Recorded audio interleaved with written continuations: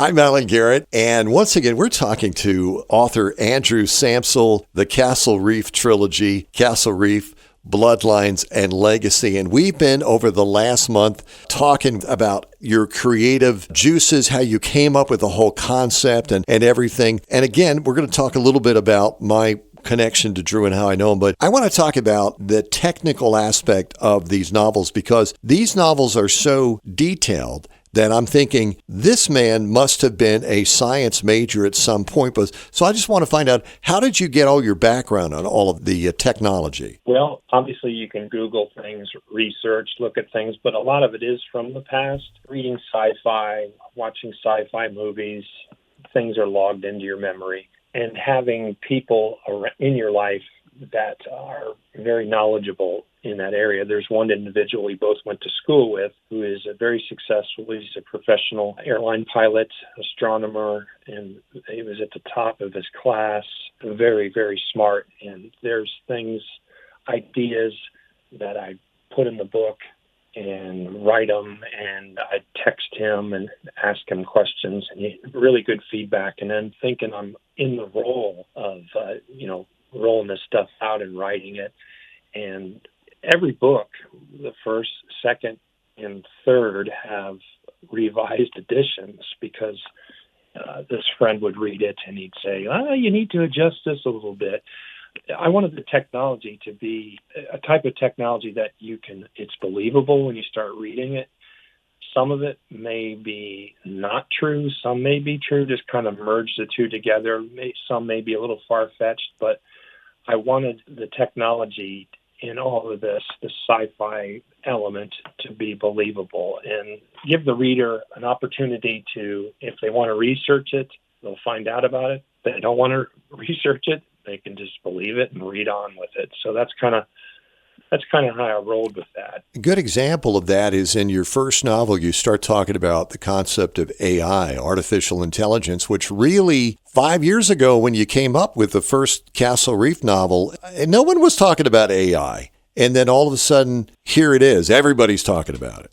Yep, and everyone has a perception of what that is. They're finding out now how much actual electricity power AI demands, because it is basically run through servers and it's a program, and it just really gets complex. I had no idea what it was. I knew about it, so I just started merging everything. And the concept of the AI in the Castle Reef trilogy, it actually evolves. So by the end of the trilogy, you have an idea what in that world of Castle Reef, the AI really is and how it works.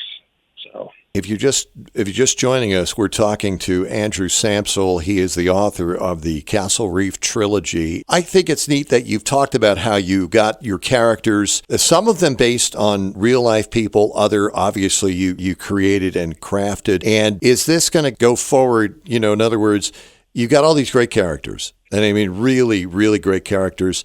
Is that it for them, or will we see a fourth, or we'll see an unrelated book, or how is it going to work? What's next? Well, the story is going to continue, but it will be more individualized.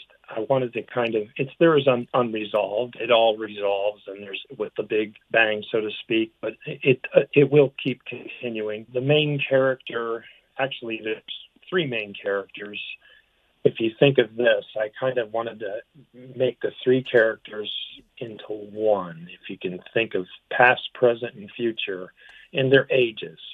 So you get all sides of life, because we live with senior citizens. We live with people our age, and younger people. So with that said, yes, in the future, this will keep going.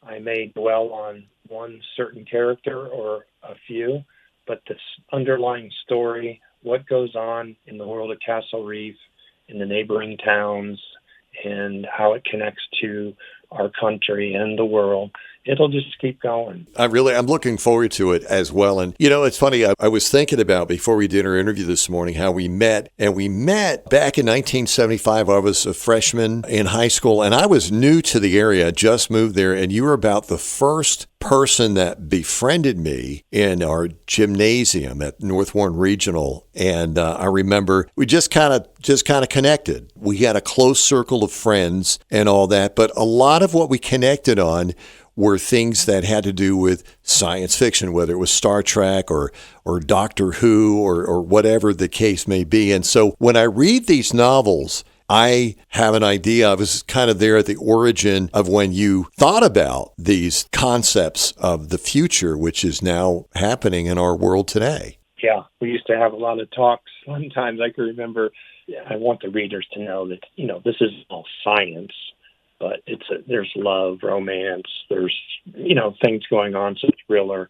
But the stuff that kind of is behind the scenes working or whatever, a lot of those ideas are from our childhood and those teen years. I can remember one time, we used to dress up as Star Trek, a landing party, and we just go through the mall dressed up with shirts and stuff and make the patches and everything like that. But also there's other things that in these books. I had an individual at a book signing, and I kind of laughed afterwards. I was there at the book signing. It was at Barnes & Noble, and he came in with his son. And, when you're standing there in the front and you got this display and table, it's always funny. The people come in and they see it, and then they just kind of, they walk away, and they're walking through the store. But you don't realize that they're really checking you out.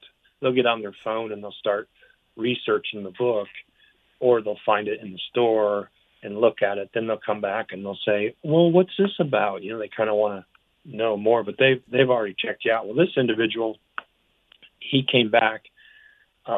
He was outside. He was in, then he came back, I noticed, and he came up and he said, all right, I'm buying the trilogy. Just give me them all. And I was like, okay. Oh, wow. What's it? He goes, I went out to my car and I found the audio book of Castle Reef, the first one. And when I heard you say, the narrator was one of the lines right in the beginning was "time to make the donuts." I knew you had me from that point on, and I laughed to myself. I remember there was a lot of times you and I used to go to movies with our friends and we'd stop at Dunkin' Donuts. Yes, and that was a really big ad back then. Oh, it was huge. So that's kind of right. So that's kind of burnt in your memory. So. I forgot. I forgot. We did go to a tremendous amount of movies, and there'd be like 3 or 4 of us in the vehicle.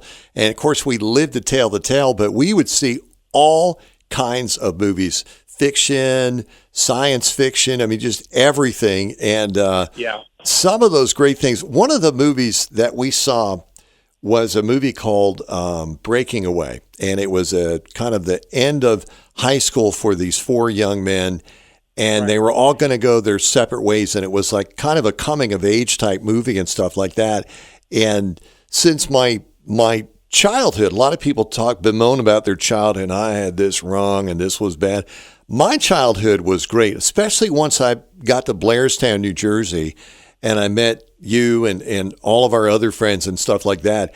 I have nothing but great memories, and it was a real building block. And so I imagine some of the experiences I had that you had equally. By the way, I got to tell this story real quick since you just told a story. So we were living by the Delaware River, and we went out with another friend, and we had a 2-man raft and a inflatable tire tube. And our friend kind of just grabbed the 2-man raft. So you and I were left with the tire tube. So we're like, well, we'll just go down the river. Well, there were like rocks shooting up everywhere. And I remember like a 2-mile trip down the river, and our legs were so ripped up. But in the end, we were still laughing about it anyway, because it was like this unbelievable adventure and experience that we had that to this day, I'll never forget. And we were behind them, and they're up there having their own little, river experience. they're saying, "Come on," and they're yelling back, "Come on, you guys!" And we're like in pain, but we were laughing because they were in another world, yes, and they had this great thing going on, and we're back there suffering. right. There was another thing, and I'll stop after this, but and this is kind of you've always been into comic books and Right. superheroes and Yes. things like that. And I also remembered, like, before we used to go to some of those movies or go out and do something, and we were, doing innocent things. Leaving your house, we'd go out through the garage, in the garage door, and it was always like you pushed the button by the door, but you would roll out as a superhero, or it was to see how low the door could get. This is before they had those sensors. Oh, I know. We were just like, yes. So we see if we get close to being crushed or not, Yeah. But see, all those experiences, those are the things that what make you right.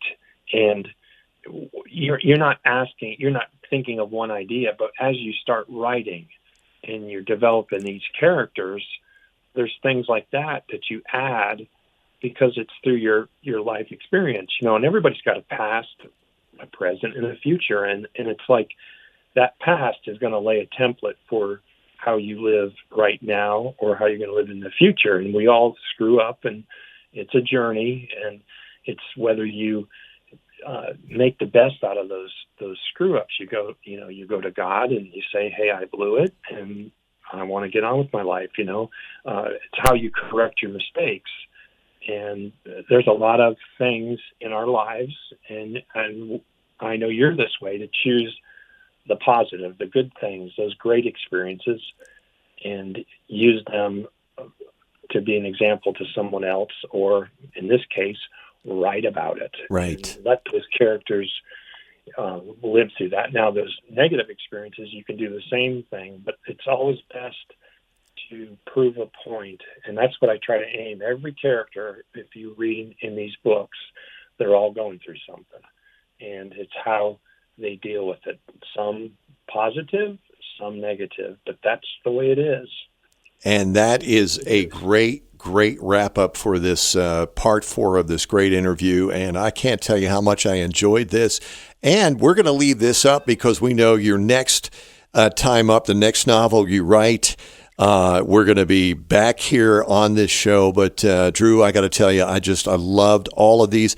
I'm going to go out. Matter of fact, I was talking to my wife the other day, so I've read the books, and she's always like, you need to read something twice, and that's true. For me to fully comprehend, I have to go and read it over again. And with these interviews, I've been reading, but I think I'm going to go out and get all of the audio. You have a audio for the first 2 novels now, and you're currently in production with the Legacy. Is that correct? Yes. All 3 will be finished. The narrator is about halfway through on the 3rd one. Yesterday, actually, I'll just add this in. A high official in the law enforcement just called me out of the blue, and he finished the 3rd book, and he was like, "I can't believe the ending." I was like, "Whoa!" It was so unexpected.